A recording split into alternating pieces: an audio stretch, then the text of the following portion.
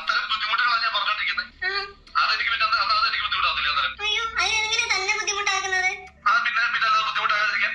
എന്നെ റേപ്പ് ചെയ്യണമെന്നാണ് രാഹുലെ എനിക്ക് ടെലഗ്രാമിൽ അയച്ച മെസ്സേജിലൂടെ പറഞ്ഞത്. 2023 കാലഘട്ടത്തിലാണ് പുള്ളി മെസ്സേജ് അയക്കുന്നത്.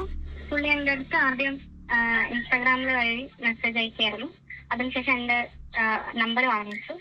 എനിക്ക് കല്യാണം കഴിക്കാൻ താല്പര്യമുണ്ട്, ഞാൻ വീട്ടിൽ വന്ന് ഇത് ചെയ്യാം, സംസാരിക്കാം, നീ എൻ്റെ അടുത്ത് ഓക്കെ എന്ന് പറഞ്ഞാൽ മാത്രം മതി, വേറെ ഒന്നും വേണ്ട. അതിനുശേഷം വളരെ അടുത്ത കാലത്തും പുള്ളി എന്നെ കോണ്ടാക്ട് ചെയ്തിട്ടുണ്ട്. ഞാൻ വരുമ്പോ കോണ്ടം കൊണ്ടുവരട്ടെ, ഞാൻ കാണാൻ വരുന്നുണ്ടെന്ന് പറയുന്നത്, അതിനുശേഷം വരുമ്പോ കോണ്ടം കൊണ്ടുവരട്ടെ എന്ന് ചോദിച്ചിട്ടുണ്ട്. നമസ്കാരം. അതെ, ഈ രാഹുൽ മാങ്കൂട്ടത്തിന്റെ ഇഷ്യൂ നിങ്ങൾക്ക് എങ്ങനെയാണ് തോന്നുന്നത്? ജെനുവിൻ ആണോ അതോ ഫേക്ക് ആണോ?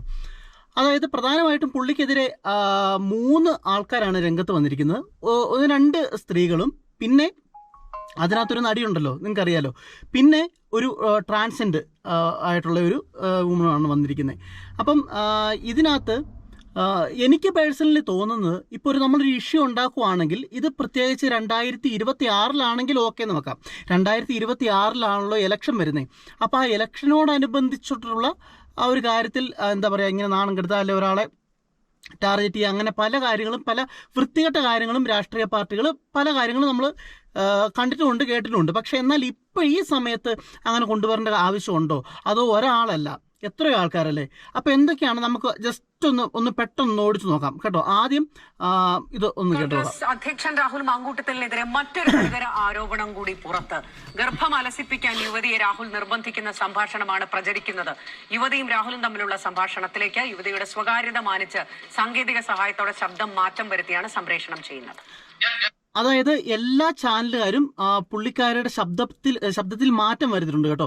അതായത് മറ്റൊന്നിനും വേണ്ടല്ല, സ്വകാര്യത മാനിച്ചിട്ടാണ്. അത് പുള്ളിക്കാർ പറഞ്ഞിട്ടുണ്ടായിരിക്കും എൻ്റെ വോയിസ് വെളിയിൽ വിടരുത് എന്നുള്ളത്. അപ്പോൾ അതുകൊണ്ടാണ് സൗണ്ട് മാറ്റിയത്. അപ്പോൾ അതുകൊണ്ട് ചിലർ പറയുന്നുണ്ട് ഇത് AI ആണ്, AI കാലഘട്ടമായതുകൊണ്ട് വെറുതെ ഫേക്ക് ആണ്. പക്ഷേ യഥാർത്ഥത്തിൽ ഫേക്ക് അല്ല. ഇത് രാഹുൽ മാങ്കൂട്ടത്തിലും മറ്റേ പുള്ളിക്കാരും കൂടെ തന്നെ സംസാരിച്ചേക്കുന്നതാണ്. പക്ഷേ ഈ ചാനലുകാർ അങ്ങനെ ആ പുള്ളിക്കാരുടെ ശബ്ദം മാറ്റിയേക്കുന്നതാണ് കേട്ടോ. കേട്ടു നോക്കാം.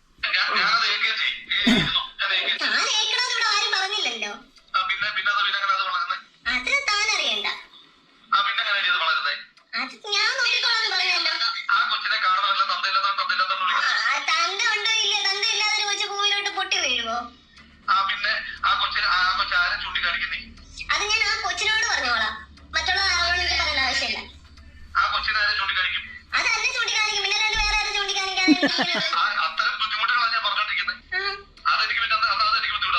അയ്യോ, അതിനെങ്ങനെ തന്നെ ബുദ്ധിമുട്ടാക്കുന്നത്? അത് ആ കൊച്ചിനെ നമുക്ക് വേണ്ട. അതായത് ആ കൊച്ചിനെ അത് പിന്നീട് അതിൻ്റെ അച്ഛനാരെന്ന് ചോദിച്ചാൽ ആരെ ചൂണ്ടിക്കാണിക്കുമെന്ന് രാഹുൽ ചോദിക്കുമ്പോഴത്തേക്കും മറ്റേ പുള്ളിക്കാർ പറയുന്നു, അത് ഞാൻ തന്നെ, നിന്നെ ഞാൻ ചൂണ്ടിക്കാണിക്കും, നീയാണെന്ന് പറയും എന്ന് പറഞ്ഞു കഴിയുമ്പോഴത്തേക്കും അതെനിക്കൊരു ബുദ്ധിമുട്ടാകത്തില്ലേ എന്ന് ചോദിക്കുന്നതിനകത്ത് അപ്പോൾ അതിനകത്തൊക്കെ എന്തൊക്കെയോ കള്ളത്തരമില്ലേ? അല്ലെങ്കിൽ ഒന്നും അറിഞ്ഞിട്ടുമില്ല കേട്ടിട്ടും ഇല്ലാത്തൊരു സംഭവമാണെങ്കിൽ അങ്ങനെയാണോ ഒരാൾ പ്രതികരിക്കുന്നത്? എനിക്ക് തോന്നുന്നത്. അപ്പോൾ അത് ഇതിനകത്ത് രാഹുൽ മാങ്കൂട്ടത്തിന് ശകലം ചുറ്റിക്കളി ഉണ്ട് എന്നുള്ള കാര്യത്തിൽ നമുക്ക് 100% ഉറപ്പാണ്. അതുള്ള വ്യക്തമായുള്ള തെളിവ് തന്നെയാണല്ലോ ഈ ഫോൺ രേഖ. രണ്ടാമത്തെ കാര്യം എന്ന് പറഞ്ഞാൽ ട്രാൻസ്ജെൻഡർ വുമനാണ്. പക്ഷേ ഇതിനകത്ത് എനിക്ക് അത്രമാത്രം വിശ്വസനീയമുണ്ടോ എന്നുള്ള കാര്യത്തിൽ ഡൗട്ടാണ്. കാരണം എന്താ വെച്ചാൽ ഇതേ വുമണ് തന്നെ, ഈ ട്രാൻസ്ജെൻഡർ വുമന് തന്നെ പണ്ട് ഞാൻ മറ്റേ ഇതിൽ ആറാട്ടനുണ്ടല്ലോ, ആറാട്ടൻ എന്നെ രാത്രിയിൽ വിളിക്കാറുണ്ട്, ഷെക്ഷിയാണ്, എന്താ പറയുക, ക്രഷുണ്ട് എന്നൊക്കെ പറയാറുണ്ട്. പുള്ളിക്കാർ നേരത്തെ ഒന്ന് വന്നിരുന്നു. ഇതേ പുള്ളിക്കാർ തന്നെയാണ്, ഈ ട്രാൻസ്ജെൻഡർ വുമൺ തന്നെയാണ് ഇപ്പം രാഹുൽ മാങ്കൂട്ടത്തിനെതിരെ വന്നേക്കുന്നത്. പക്ഷേ എത്രമാത്രം ശരിയുണ്ടെന്ന് ഇതിനെപ്പറ്റി കറക്റ്റല്ല. കാരണം ഇതിനെപ്പറ്റിയുള്ള തെളിവുകൾ ആക്ച്വലി വേറെ വന്നിട്ടില്ല, ഈ പുള്ളിക്കാർ മാത്രം പറഞ്ഞിട്ടുള്ളൂ. അതും കൂടെ നമുക്കൊന്ന് കേട്ട് നോക്കാം. എനിക്ക് രാഹുലിന്റെ ഭാഗത്തു നിന്ന് ഉണ്ടായത് ലൈംഗിക വൈകൃതം നിറഞ്ഞ ചില മെസ്സേജുകളാണ്. കാരണം എൻ്റെ അടുത്ത് ഹൈദരാബാദിലേക്ക് വരാനും അത് മാത്രമല്ല ബാംഗ്ലൂർക്ക് വരാനും ആവശ്യപ്പെടുകയും സെക്ഷുവലി ഫസ്ട്രേറ്റഡ് ആയിട്ടുള്ള വ്യക്തിയാണ് രാഹുൽ എന്ന് പലപ്പോഴും എനിക്ക് തോന്നിയിട്ടുണ്ട്. എന്നെ റേപ്പ് ചെയ്യണമെന്നാണ് രാഹുലെ എനിക്ക് ടെലഗ്രാമിൽ അയച്ച മെസ്സേജിലൂടെ പറഞ്ഞത്. നല്ല സുഹൃത്തായിരുന്നു. കാരണം തൃക്കാക്കര ബൈ ഇലക്ഷന് ശേഷമാണ് ഞങ്ങൾ തമ്മിൽ സംസാരിക്കുന്നതും ഫ്രണ്ട്ഷിപ്പ് ആകുന്നതും. അതിനുശേഷം മാന്യമായ രീതിയിലാണ് കുറച്ച് നാൾ സംസാരിച്ചത്. പിന്നീട് അയാളുടെ സംസാരം വൈകൃതം നിറഞ്ഞ രീതിയിലേക്ക് മാറുകയായിരുന്നു. അത്തരത്തില് ലൈംഗിക വൈകൃതം നിറഞ്ഞ രീതിയിലുള്ള പലതരത്തിലുള്ള സംഭാഷണങ്ങൾ എനിക്ക് നേരെ ഉണ്ടായിട്ടുണ്ട്. പലതവണ എന്നെ നിർബന്ധിച്ചിട്ടുണ്ട്, ബാംഗ്ലൂർ പോകാം, ഹൈദരാബാദ് പോകാം, അത്തരത്തിലുള്ളതൊക്കെ. അപ്പം നല്ലൊരു സുഹൃത്തായിരുന്നു. പിന്നീടാണ് അയാളുടെ മെസ്സേജുകളൊക്കെ ഇത്തരത്തിൽ വൈകൃതം നിറഞ്ഞതായിട്ട് മാറിപ്പോകുന്നത്. എനിക്ക് ഭയമായിരുന്നു. കാരണം എന്ന് വെച്ചിട്ടുണ്ടെങ്കിൽ ഇത്രയും സമൂഹത്തിന്റെ മുഖ്യധാരയിൽ നിൽക്കുന്ന ഒരു രാഷ്ട്രീയ നേതാവ് അയാൾക്കെതിരെ ഇങ്ങനെ ഒരു എന്താ കേട്ടോ, നിങ്ങൾ ഇത് കുറെ കേട്ട് കാണുമായിരിക്കും. അപ്പോൾ എനിക്ക് ഇതിനകത്ത് എത്രമാത്രം ശരിയുണ്ടെന്ന്, കാരണം ഇതിനെപ്പറ്റി തെളിവൊന്നും വന്നിട്ടില്ല ഒന്നാമത്. അതായത് വേറെ അല്ലെങ്കിൽ അതിനെപ്പറ്റി ചാറ്റോ അല്ലെങ്കിൽ ഇവർ തമ്മിൽ സംസാരിച്ചിരിക്കുന്ന ഫോൺ കോളുകളോ മറ്റു കാര്യങ്ങളോ ഒന്നും വന്നിട്ടില്ല.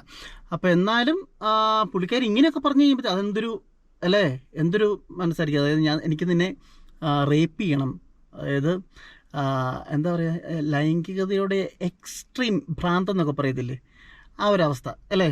അതിങ്ങനെയുള്ള ഒരു ട്രാൻസ്ജെൻഡർ വുമനോടൊക്കെ കാണിക്കണമെങ്കിൽ അങ്ങനെ ഒരു എന്താണെന്ന് അറിയത്തില്ല. പിന്നീട് ഒരു സ്ത്രീയാണ്, പക്ഷെ അത് വ്യക്തമായിട്ടുള്ള കാര്യങ്ങൾ പുള്ളിക്കാർ പറയുന്നുണ്ട്. നമുക്ക് അതുകൊണ്ട് കേട്ട് നോക്കാം. അതൊരു സ്ത്രീയാണ് കേട്ടോ. 2023 കാലഘട്ടത്തിലാണ് പുള്ളിക്ക് മെസ്സേജ് അയക്കുന്നത്. പുള്ളി എൻ്റെ അടുത്ത് ആദ്യം ഇൻസ്റ്റാഗ്രാമിൽ വഴി മെസ്സേജ് അയക്കായിരുന്നു. അതിനുശേഷം എൻ്റെ നമ്പർ വാങ്ങിച്ചിട്ട് പുള്ളി എനിക്ക് ടെലിഗ്രാമിൽ കൂടെ മെസ്സേജ് അയക്കാം. അതും പുള്ളി ഒരു ടൈമർ സെറ്റ് ചെയ്യും എല്ലാത്തിനകത്തും. 10, 15 അല്ലെന്നുണ്ടെങ്കിൽ ഒരു ദിവസം കഴിയുമ്പോൾ ഡിസപ്പയർ ആയി പോകുന്ന മെസ്സേജ്. അങ്ങനെയായിരുന്നു പുള്ളി മെസ്സേജ്. അതിന് 3 എന്താ പറയുന്നത് ചാറ്റ് പേജുകളുണ്ടായിരുന്നു.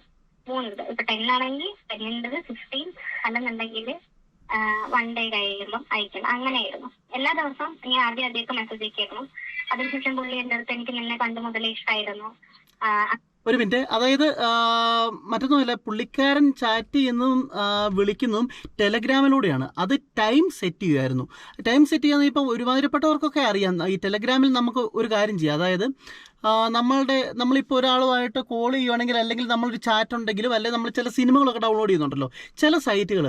അപ്പോൾ നമ്മൾ ചില സിനിമകളുടെയൊക്കെ ലിങ്ക് വന്നതിന് ശേഷം എന്താ പറയുക, അതിനകത്ത് തന്നെ അവർ പറഞ്ഞിട്ടുണ്ട് ഇത്ര നേരം കൊണ്ട് ഇത് ഡൗൺലോഡ് ചെയ്യുക, അല്ലെങ്കിൽ ഇത്ര നേരം കഴിഞ്ഞ് ഈ സംഭവം ഓട്ടോമാറ്റിക്കായിട്ട് ഡിലീറ്റ് ആയി പോകും എന്ന് പറഞ്ഞിട്ടുണ്ട്. അപ്പോൾ അതിന് വേണ്ടിയിട്ടുള്ളൊരു സംഭവമാണ് ഈ ടെലഗ്രാം യൂസ് ചെയ്യുന്നത്. അത് പഠിച്ച കള്ളനാന്ന് ഓർത്തണേ, പഠിച്ച കള്ളന്മാരെ അങ്ങനത്തെ കാര്യങ്ങൾ ചെയ്യത്തുള്ളൂ.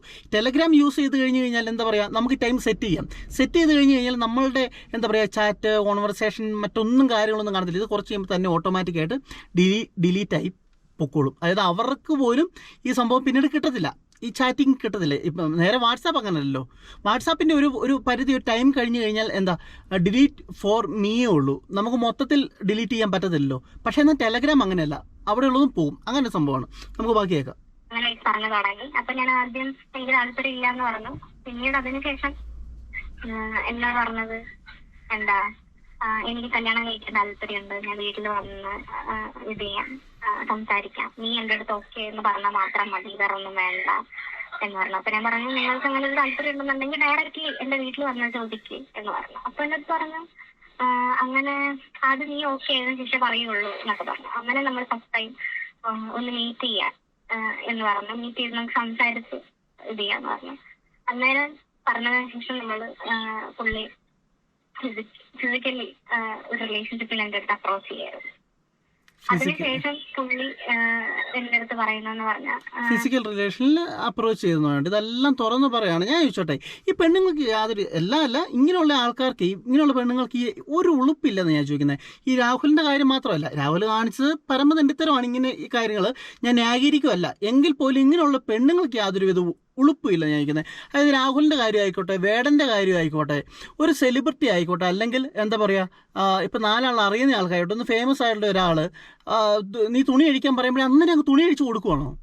ഇതെന്ത് ലോകം ഇത്? ഇവരെന്താണ് എന്താണ് ഉദ്ദേശം? എന്താണ് ഈ സ്ത്രീകളുടെ എന്താണ് ഉദ്ദേശം? നാളെ അല്ലെ എന്താ പറയുക, ഇങ്ങനെയുള്ളവർക്ക് ജസ്റ്റ് ടൈം പാസ് മാത്രമായിരിക്കാം. അങ്ങനെ മാത്രം ഒന്ന് നിങ്ങൾക്ക് ചിന്തിച്ചുകൂടെ? അല്ല ഒരാളങ്ങ് പറയുമ്പോഴേ അന്നേരം തുണി അഴിച്ചിട്ട് കൊടുത്തിട്ട് ഇത് കഴിഞ്ഞിട്ട് ലാസ്റ്റ് എന്നെ പീഡിപ്പിച്ച്, ഇനിയിപ്പോൾ അതിന് പോലും വാല്യൂ ഇല്ലാത്ത കാലഘട്ടത്തേക്കാണ് കേട്ടോ സഹോദരിമാരെ പോകുന്നത്. ഇപ്പോൾ കോടതി തന്നെ പറഞ്ഞിട്ടുണ്ട്, 2 പേരും കൂടെ എന്താ പരസ്പര സമ്മതത്തോടു കൂടി പോകുക, അങ്ങനെ ചെയ്തതാണെങ്കിൽ അതൊരിക്കലും എന്താ പറയുക റേപ്പിൻ്റെ രീതിയിൽ കൂട്ടാൻ പറ്റില്ല എന്ന് കോടതി തന്നെ പറഞ്ഞു. അതാണ് വേടൻ്റെ കേസിൽ ഇപ്പം വന്നിരുന്നത്. അപ്പോൾ അതുകൊണ്ട് ഇത് മാറിക്കൊണ്ടിരിക്കുകയാണ്. അതുകൊണ്ട് ഈ പഴയ നാടകങ്ങളൊന്നും നിങ്ങളുടെ ശരീരം നിങ്ങൾ തന്നെ നോക്കുക കേട്ടോ. ബാക്കി നമുക്ക് കേൾക്കാം. എനിക്ക് കല്യാണം കഴിക്കാൻ താല്പര്യമില്ല.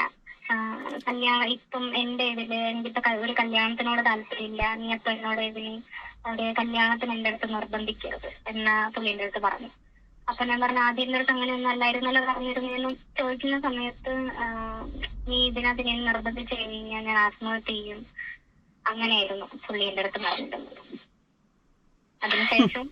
അതിനുശേഷം വളരെ അടുത്ത കാലത്തും പുള്ളി എന്നെ കോണ്ടാക്ട് ചെയ്തിട്ടുണ്ട്. ഞാൻ വരുമ്പോ കോണ്ടം കൊണ്ടുവരട്ടെ, ഞാൻ കാണാൻ വരുന്നുണ്ടെന്ന് പറയുന്നത്, അതിനുശേഷം വരുമ്പോ കോണ്ടം കൊണ്ടുവരട്ടെ എന്ന് ചോദിച്ചിട്ടുണ്ട്. എല്ലായിടത്തും പറയുന്നത് ഐ ഡോണ്ട് കെയർ. ഓക്കെ പറഞ്ഞോളൂ. അതെ, എല്ലായിടത്തും പറയുന്ന പോലെ തന്നെ എൻ്റെ അടുത്തും പറഞ്ഞു. അപ്പോൾ പുള്ളിക്കാരിക്കും അറിയാം മറ്റുള്ള പലരുടെ അടുത്തും രാഹുൽ ഇങ്ങനെ വേണ്ടിയിട്ടുണ്ടെന്ന്, എന്നിട്ടും അതിന് കൂട്ടി നിൽക്കുന്ന രീതിയിൽ. അന്നേരം എന്താ പറയുക, അത്ര ഇതാണെങ്കിൽ അന്നേരം ബ്ലോക്ക് ചെയ്തിട്ട് പോകണ്ടേ, ഇതല്ലല്ലോ. അപ്പം എന്തായാലും പിന്നെ ഇങ്ങനത്തെ ഓരോ കാര്യങ്ങൾ കേൾക്കുമ്പം ഇതൊരിക്കലും കള്ളമില്ല എന്ന് നമുക്ക് പറയാൻ സാധിക്കത്തില്ല. കാരണം കുറച്ചൊക്കെ ഉണ്ട് എന്ന് നമുക്ക് കറക്റ്റ് വ്യക്തമാണ് ഇതിനകത്തുനിന്ന്, അല്ലേ? കേൾക്കുമ്പോൾ തന്നെ നമുക്ക് വ്യക്തമാണ്. കാരണം കുറച്ച് കാര്യങ്ങളൊക്കെ ഇതിനകത്ത് സത്യസന്ധതയായിട്ട് നടന്നിട്ടുണ്ട്, പ്രത്യേകിച്ച് ഇങ്ങനത്തെ ഒരു സമയത്ത്. പിന്നെ എന്തുകൊണ്ടാണ് ഓരോരുത്തർ ചോദിക്കുന്നത്, പിന്നെ എന്തുകൊണ്ടാണ് ഇത് നേരത്തെ നിങ്ങൾ പറഞ്ഞില്ല, ഇപ്പോഴാണ് നിങ്ങൾക്ക് നാവിൽ ഉദിക്കുന്നത്? കാരണം എന്നാണെന്നറിയോ, ഇങ്ങനൊരു പലർക്കും പേടിയാണ്. എന്താ പറയുക, ഇപ്പം ഇതുപോലെ ഒരു രാഷ്ട്രീയ പ്രതിനിധിയുടെ അടുത്തൊക്കെ എന്തെങ്കിലുമൊക്കെ സംസാരിച്ചു കഴിഞ്ഞാൽ എന്താ പറയുക, ഒന്നാമത് സ്വയം മാറുക, പിന്നെന്താ പറയുക, അവർക്ക് സപ്പോർട്ടായിട്ട് ഒരുപാട് കാര്യങ്ങളുണ്ട്. അപ്പോൾ ആ സമയത്ത് ഒരുമാതിരിപ്പെട്ടവരൊന്നും മുമ്പിലേക്ക് വരത്തില്ല. പിന്നെ കുറേ പേരെ കൊടുക്കുന്നത് കണ്ടു കഴിയുമ്പോൾ ഇതാണ് ഏറ്റവും പറ്റിയ സമയം എന്ന് കൊണ്ട് കൊടുക്കുക. എന്താ നമ്മൾ ഈ ഹേമ കമ്മിറ്റി റിപ്പോർട്ടൊക്കെ വന്നില്ല എന്ന് പറഞ്ഞ പോലെ തന്നെ ഇപ്പോൾ മീറ്റു സംഭവങ്ങളൊക്കെ നടക്കുമ്പോഴും അതുപോലെ തന്നെയാണല്ലോ, കുറേ പേര് രംഗത്തേക്ക് വരും എന്ന് പറഞ്ഞ പോലെ തന്നെയാണ് ഈ സംഭവം. അപ്പോൾ എന്തായാലും ഒരു നാൾ കള്ളൻ പല നാൾ പിടിയിൽ എന്നൊക്കെ പറയുന്ന പോലെ തന്നെ സംഭവം അതല്ല. അപ്പോൾ എനിക്ക് കേട്ടിട്ടും കണ്ടിട്ടും ഇതൊരു ജെന്യുവനായിട്ടുള്ള കാര്യമായിട്ടാണ് എനിക്ക് തോന്നുന്നത്. കാരണം ആ ട്രാൻസ്ജെൻഡർ വുമൻ്റെ എനിക്കറിയത്തില്ല കേട്ടോ, ബാക്കി ഈ രണ്ട് പെണ്ണുങ്ങളുടെ കാര്യം പറഞ്ഞതും ശരിയായിട്ടാണ് തോന്നുന്നത്.